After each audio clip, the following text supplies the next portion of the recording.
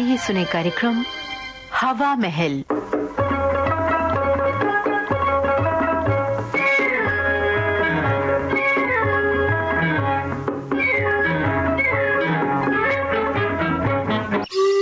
हवा महल में आज हमारी श्रृंखला सुनो कहानी।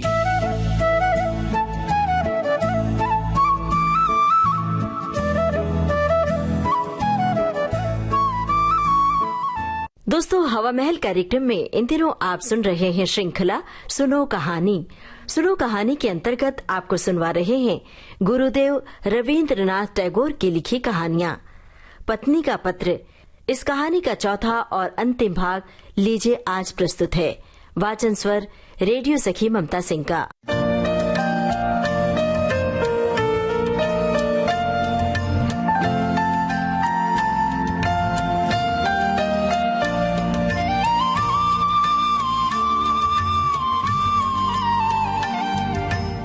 दोस्तों, पिछले हफ्तों में आपने सुना बिंदु का रंग काला होने से उसके विवाह में अड़चने आती हैं, लेकिन एक पागल व्यक्ति से उसका विवाह तय हो जाता है।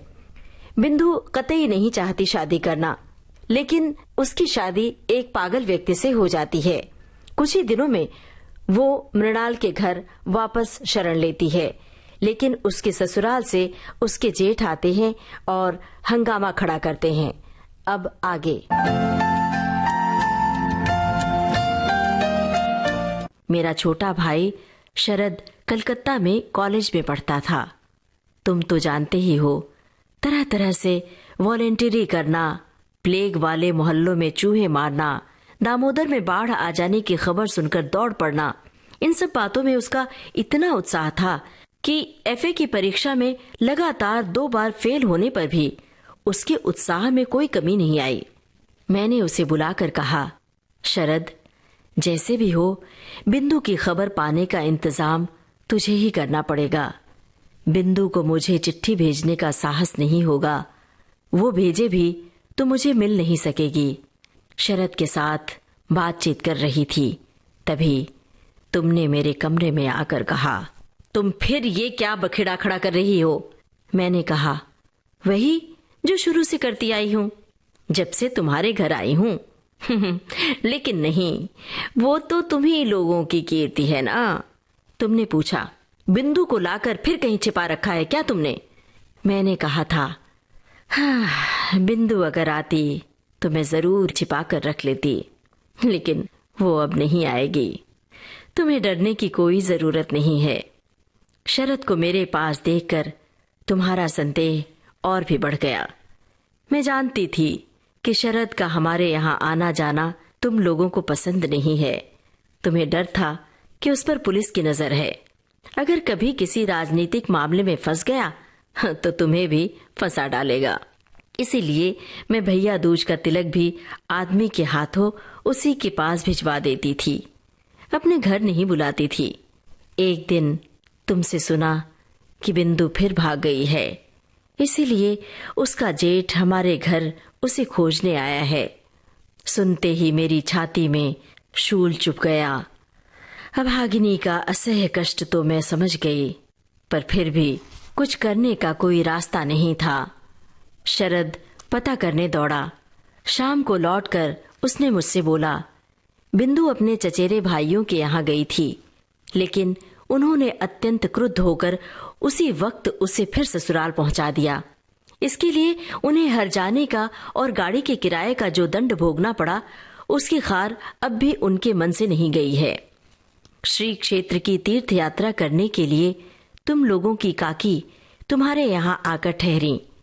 मैंने तुमसे कहा, मैं भी जाऊंगी। अचानक मेरे मन में धर्म के प्रति ये श्रद्धा देखकर तुम इतने खुश हुए कि तुमने तनिक भी आपत्ति नहीं की। तुम्हें इस बात का भी ध्यान था कि अगर मैं कलकत्ता में रही तो फिर किसी न किसी दिन बिंदु को लेकर झगड़ा कर बैठूंगी। मेरे मारे तुम्हें बड़ी परेशानी थी। मुझे बुधवार को चलना था, रविवार को ही सब ठीक ठाक हो गया। मैंने शरद को बुलाकर कहा, जैसे भी हो बुधवार को पूरी जाने वाली गाड़ी में तुझे बिंदु को चढ़ा ही देना पड़ेगा। शरद का चेहरा खिल उठा था। वो बोला, डर की कोई बात नहीं जीजी, मैं उसे गाड़ी में बिठाकर पुरी तक चला चलूंगा। इसी बहाने जगन्नाथ जी के दर्शन भी हो जाएंगे। उसी दिन शाम को शरद फिर आया। उसका मुंह देखते ही मेरा दिल बैठ गया। मैंने पूछा, क्या बात है शरद? शायद कोई रास्ता नहीं निकला। वो बोला, नहीं, ऐसा नहीं है। मैंने पूछा, क्या उसे राजी नहीं कर पाए? उसने कहा, हाँ जी, अब जरूरत भी नहीं है। कल रात अपने कपड़ों में आग लगाकर वो आत्महत्या करके मर गई। चलो छुट्टी मिली। बिंदु। गांव भर के लोग चीख उठे, कहने लगे, लड़कियों का कपड़ों में आग लगाकर मर जाना तो अब एक फैशन सा हो गया है। तुम लोगों ने कहा, अच्छा नाटक है। ऐसा ही था बिंदु का दुर्भाग्य। जितने दिन जीवित रहे तनिक भी यश नहीं मिल सका, न रूप का न गुण का। मरते वक्त भी ये नहीं हुआ कि सोच समझकर कुछ ऐसे नए ढंग से मरती कि दुनिया भर के लोग खुशी से ताली बजा उठते। मरकर भी उसने लोगों को नाराज ही किया। बिंदु।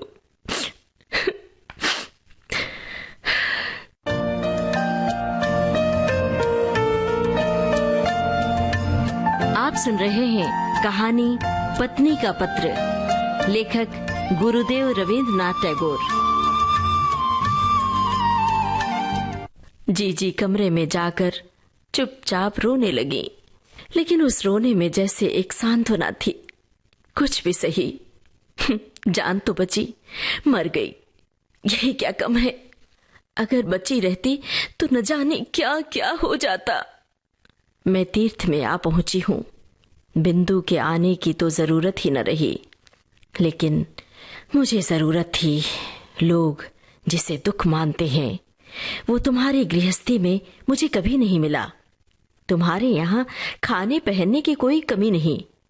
तुम्हारे बड़े भाई का चरित्र चाहे जैसा हो, तुम्हारे चरित्र में ऐसा कोई दोष नहीं जिसके लिए विधाता को बुरा कह सकूं। वैसे अगर तुम्हारा स्वभाव तुम्हारे बड़े भाई की तरह भी होता तो भी शायद मेरे दिन करीब करीब ऐसे ही कट जाते और मैं अपनी सती साध्वी बड़ी जेठानी की तरह पति देवता को दोष देने की बजाय विश्व देवता को ही दोष देने की चेष्टा करती। इसलिए मैं तुमसे कोई शिकायत नहीं करना चाहती। मेरी चिट्ठी का कारण ये नहीं है, लेकिन मैं अब माखन बड़ाल की गली के तुम्हारे उस 27 नंबर वाले घर में लौटकर नहीं जाऊंगी। मैं बिंदु को देख चुकी हूँ। इस संसार में नारी का सच्चा परिचय क्या है ये मैं पा चुकी हूँ। अब तुम्हारी कोई जरूरत नहीं। और फिर मैंने ये भी देखा है कि वो लड़की ही क्यों न हो, भगवान ने उसका त्याग नहीं किया। उस पर तुम लोगों का चाहे कितना ही जोर क्यों न रहा हो, वो उसका अंत नहीं था। वो अपने अभागे मानव जीवन से बड़ी थी।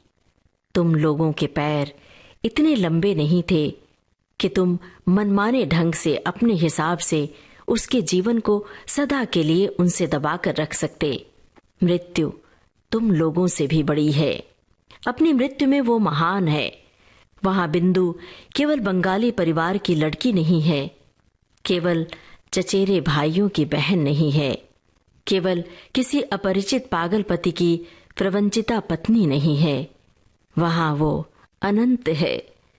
मृत्यु की उस वंशी का स्वर उस बालिका के भग्न हृदय से निकलकर जब मेरे जीवन की यमुना के पास बजने लगा तो पहले पहल मानो मेरी छाती में कोई वाण बिंध गया हो। मैंने विधाता से प्रश्न किया, भगवान, इस संसार में जो सबसे अधिक तुच्छ है वही सबसे अधिक कठिन क्यों है? इस गली में 4 दीवारी से घिरे इस निरानंद स्थान में ये जो तुच्छतम बुदबुद है वो इतनी भयंकर बाधा कैसे बन गया? तुम्हारा संसार अपनी शठ नीतियों से क्षुधा पात्र को संभाले, कितना ही क्यों न कोई पुकारे, मैं उस अंतपुर की जरा सी चौखट को क्षण भर के लिए भी पार क्यों नहीं कर सकी। ऐसे संसार में ऐसा जीवन लेकर मुझे इस अत्यंत तुच्छ काठ पत्थर की आड़ में ही तिल तिल कर क्यों मरना होगा भला?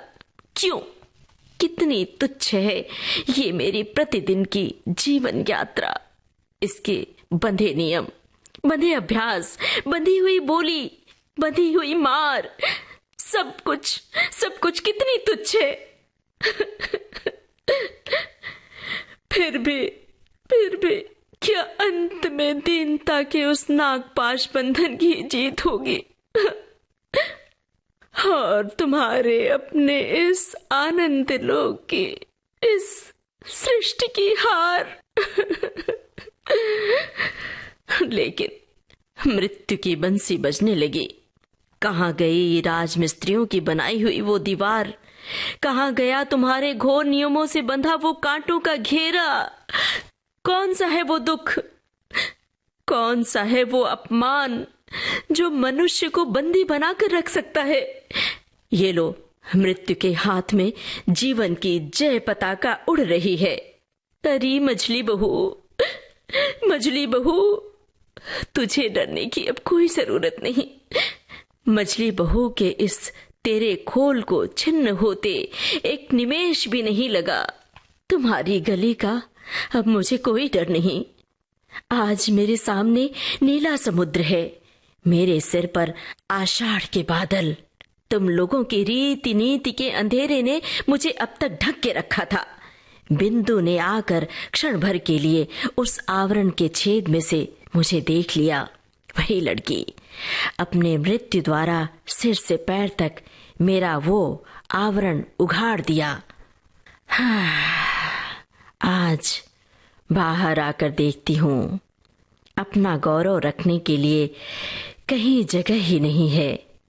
मेरा ये अनाहत रूप, जिनकी आंखों को भाया है, वे सुंदर आज संपूर्ण आकाश से मुझे निहार रहे हैं। अब मछली बहू की खैर नहीं। तुम सोच रहे होगे मैं मरने जा रही हूँ। नहीं, डरने की कोई बात नहीं। तुम लोगों के साथ मैं ऐसा पुराना मजाक नहीं करूंगी। मीराबाई भी तो मेरी ही तरह नारी थी। उनकी जंजीरें भी तो कम भारी नहीं थी। मीराबाई ने अपने गीत में कहा था, बाप छोड़े माँ छोड़े, जहाँ कहीं भी जो भी है सब छोड़े। लेकिन मीरा की लगन वहीं रहेगी प्रभु। अब जो होना है सो ये लगन ही तो जीवन है। मैं अभी जीवित रहूंगी। मैं बच गई हूँ। जीवित रहूंगी मैं, जीवित रहूंगी। तुम लोगों के चरणों के आश्रय से छूटी हुई मैं जीवित रहूंगी।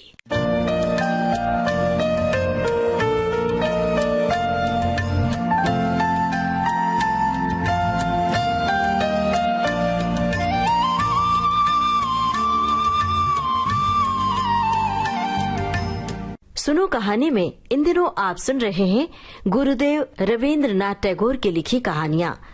पत्नी का पत्र, इस कहानी का ये था चौथा और अंतिम भाग। वाचन स्वर ममता सिंह का। इस कार्यक्रम के प्रस्तुतकर्ता हर्षवर्धन गवई।